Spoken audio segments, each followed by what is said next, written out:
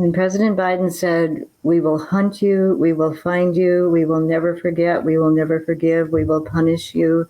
Hearts, arms will ache for loved ones who will never return. And this is a terrible tragedy. Afghans, many of whom I do know quite well, they know that the United States attacked a hospital in Kunduz and for an hour and a half continued to attack it, even after the Médecins Sans Frontières, Doctors Without Borders, who ran the hospital, said, you're attacking a hospital. And 41 people were killed. And one of the survivors, his name was Khalid Ahmad. I met him while he was in his wheelchair, and he said to me, why did your people want to do this to us? We were only trying to help people. So to stand up and say what is probably necessary to say in order for Democrats ever to be elected again and to be strong and to be tough, it's not really relevant. It's not relevant to the grief and the bloodshed and the wrongfulness that has marked United States policies in Afghanistan and in Iraq since the beginning of these wars. 12, I believe, was the last count, right? 12 U.S. service members are killed. That will be a very big story. That will be a much bigger story than the 41 killed in Kunduz, right, in the hour-long attack on that hospital. No one was held accountable, not really. I mean, the military investigates itself, just like the generals choose each other. It's a system where everything flows downhill, or there's no accountability at all, or it's administrative. I take seriously those deaths. It happened to be mainly Marines, it seems, but I will tell you that former cadets of mine are out there, right? Students of mine, friends of mine are still in. And sure, I take it seriously, but this is something that we never discuss. I'm not apologizing for the attack. I'm not really a fan of twin suicide bombings. I don't really like violence at all at this point. I'm kind of over it. But I will say, it wasn't the Taliban who did the attack. It looks like it was probably, at least the responsibility was taken, and our intel sources say it was ISIS Khorasan, this spin-off of ISIS. We stayed so long in Afghanistan that the Taliban weren't extreme enough. We stayed so long that spin-off groups, more extreme than the Taliban, formed. This happens everywhere. And it's part of the problem with the whole cut the snake's head off, special forces raids mentality that has driven U.S. operations in Iraq, Afghanistan, and elsewhere for so long. Like a phoenix, a more extreme successor will rise. And Joe Biden was saying, we're going to hunt you down to the ends of the earth. The mission's not over. I didn't like that line. Like, this is not over. Like, we're not done until what? Until we wipe out ISIS Khorasan? I'll tell you what, if we're not there, we don't get attacked. And that sounds so simple, but no one ever mentions it. I mean, I was there on the 10th anniversary of 9/11. A Reuters reporter came to do a profile of me. Why? Because I was so interesting? No, because they were looking for a New Yorker. And there aren't a lot of New Yorkers, right? The Deep South and the Mountain West sort of dominates the demographics of the military. Staten Island, though. It's not. Right. No, yeah. It's like, it's Iraq. Quasi New York, right? It's always an interesting place. But we claim Wu-Tang and nothing else, or at least I know, it's the best. Yeah. That's all we've got. But the bottom line is they wanted a New Yorker, right? So they profiled me, and I got in trouble because I told them we're fighting farm boys with guns. This has nothing to do with 9/11. It was all quoted in an article. My colonels weren't happy. It's all true.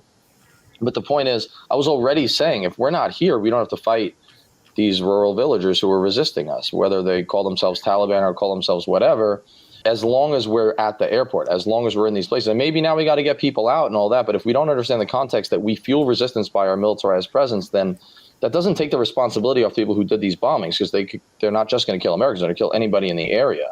But I hate this idea that because there's an attack, it fuels the next iteration of violence. It's like just this cycle, and I'm afraid it's going to continue this way. Well, one of the things that Biden said, right, when he gave his speech, Leslie, we talked about this with Jack, but when last week, but when he gave his speech, he was saying that, this isn't about, we got to get out of there. The terrorist threat has metastasized. And then he names other places like Somalia, talks about Asia and Africa.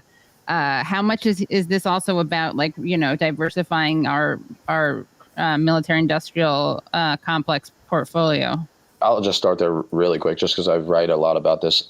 The small conflicts, like Iraq and Afghanistan, we put 100,000 soldiers there at one point or another. The American people are kind of done with that. I think even most of even the military doesn't really want to do that again. But it's the small wars, it's the classified wars, it's the proxy, drone, commando, mercenaries that we hire, and sometimes are Americans, sometimes they're like apartheid South Africans still. It's unbelievable who we'll hire. Those conflicts will continue. And if you need to have an enemy, and if that helps the war industry to maintain its profits, then how great to take the ISIS franchise in Afghanistan, most of them have never left Afghanistan or Pakistan, and then tie it to an ISIS franchise in Somalia and an ISIS franchise in Yemen. I mean, it's so convenient, and it all looks great on a map. You can color it all in and say, look, see all these red places? They have an ISIS affiliate. But most of those people have never really traveled. They have no real affiliation to ISIS Central. Same was true for Al-Qaeda. We create the myth of our enemies. I mean, in some ways, we created bin Laden in a certain sense, like not just literally because he was sort of fighting on our side in the Mujahideen times, but we build the legend of these people up by giving them more power and more scope than they ever had. And those wars, like in Somalia, Niger, West Africa, they continue at a low boil for us because we keep minimal soldiers on the ground. We don't talk about it in the media, and we classify whatever there is to know. So you only hear about American operations in Africa when 4 Green Berets die in Niger. And even Lindsey Graham, who says he's the Hawk's Hawk and he's a foreign policy expert, admits, I didn't even know we had troops in Niger. What are they doing there? And then he goes back on it. We're like, Lindsey, we know you didn't know. Your first instinct was true. It's pretty obscene that we only find out that America's killing people in a place when a few Americans die.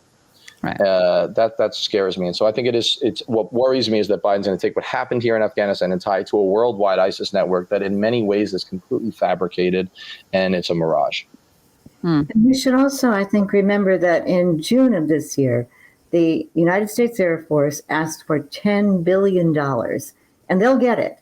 Maybe it won't come till next year, but that's what the price is for them to wage what they call over-the-horizon attacks. They want to be able to stage United States aircraft and weaponized drones in Kuwait and the United Arab Emirates and Qatar and in an aircraft carrier in the middle of the ocean. Now, you know, the ISKP, the Islamic State in the Khorasan province, they don't have $10 billion, but quite a lot of weaponry will be aimed at them and surveillance will be aimed at them. But where has it gotten us so far? And then meanwhile, you know, the money that was supposed to go to special commando forces and isn't going to go. Don't think the military is going to say, well, could we put that toward dealing with the climate catastrophe? Or might that help us deal with pandemics? They'll just yank it right back and keep the same failed, futile, cruel, and wrong-headed systems going. And this other part of the question, which I missed the first time, sorry about that. Thank you, Elliot. The other part of my question was about the possible motive of ISKP for today's attack. I mean, Osama bin Laden may be dead, but everything that he hoped would happen after 9/11 happened. And this does relate. I mean, he laid out. First of all, he declared war on America years before. Second of all, he kept talking afterwards. He said, the plan is to pull America in to the greater Middle East, get it bogged down the way we got the Soviets bogged down, and we will bleed them. And he succeeded beyond all imagination than he ever imagined. When we invaded Iraq, he said, I can't believe my luck. I mean, essentially, I'm paraphrasing. Yeah. So with ISKP, I think the goal for them largely is they don't want to see the United States leave in some ways. If the United States leaves, they become the very, very, very junior partner to a Taliban that doesn't like them, who is actually their enemy. And they can't point to the infidel. They can't point to the foreign occupier. So if I'm ISKP, I want to sow chaos because I love chaos, but I want to sow chaos also tactically and strategically, and hopefully get a Democratic president facing the Democratic dilemma to show toughness, because Republicans just get toughness as soon as they put an R next to their name. They were like way tougher than everybody else, apparently. But if I can pull the United States in to stay a little longer, to continue its bombing, to continue some small level proxy, whatever it is, of the Afghan war, then I consider that success. And so I think that that's the motive of the chaos and the killing. And I just really hope that for once, and I have to say for once, because we never, ever don't do this, we will avoid that and leave and say, if we're not there, they can't attack us.